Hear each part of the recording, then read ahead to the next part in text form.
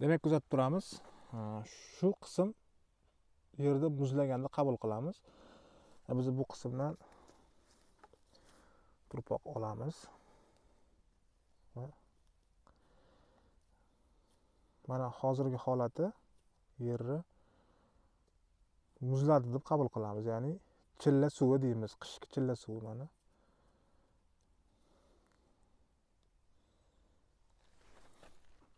Endi buni ustiga suv quyamiz yengil. Mana. E'tibor beringlar, suv turpog'i ustida qolib ketyapti. Ya'ni muzlamada sug'orish xuddi shunaqa jarayonni da bo'ladi. Shuning uchun sizlardan iltimos, yahob suvini to'g'ri vaqtda berishinglarni tavsiya qilaman. Eng to'g'ri paytda aytdim. Birinchisi barglar 80% to'kilgan, ya'ni sarg'ayib bo'lganda.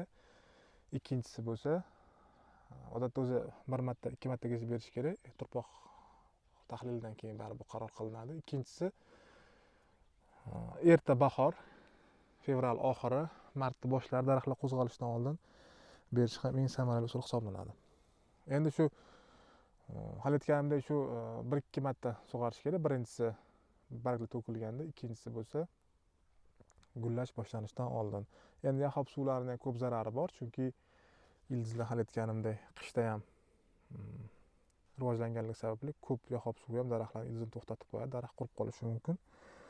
Eng asosiy tavsiyalarni aytaman, shu organik modda yerda qancha ko'p bo'ladigan bo'lsa, namlik shuncha ko'p ushlaydi. Shuning uchun yahob suvlarini to'g'ri vaqtda berishlarni tavsiya qilaman har doim.